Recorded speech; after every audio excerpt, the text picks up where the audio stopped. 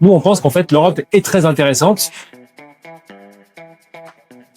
Alors, c'est intéressant de cette problématique, la présenter comme ça. Il y aurait l'Europe qui ralentit d'un côté, et vous parlez pas du ralentissement de l'économie américaine, qui en fait est beaucoup plus marquée que finalement celle de l'Europe. Pour rappel, l'économie américaine était sur des croissances à 2,5%. Là, on parle plutôt de 1,5%. L'Europe est dans sa ligne, elle va croître à peu près à 0,8, 1%. Et donc finalement, elle est face à un ralentissement, mais qui est finalement beaucoup moins important que ce qu'on va probablement vivre aux États-Unis. Alors, deuxième partie de la question, c'est les valeurs américaines qui ont toujours le vent en poupe, et ça c'est effectif, en particulier les valeurs de grande technologie, pour plusieurs raisons. La première, c'est que les résultats étaient très bons pour la plupart d'entre elles. Deuxièmement, il y a toujours cette révolution de l'intelligence artificielle qui est en train de se dérouler, donc finalement ces valeurs en profitent.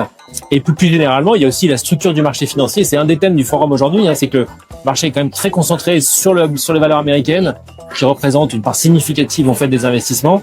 Nous, on pense qu'en fait l'Europe est très intéressante et que donc il faut plutôt regarder l'Europe quand on parle d'opportunités. C'était la troisième partie de votre question. On pense qu'il y a des opportunités sur pas mal de secteurs en Europe, sur les valeurs moyennes en particulier. On pense que les thèmes en fait de l'autonomie stratégique de l'Europe, il y a l'énergie, l'innovation, l'alimentaire et aussi la technologie en Europe et bien sûr la défense sont des thèmes importants.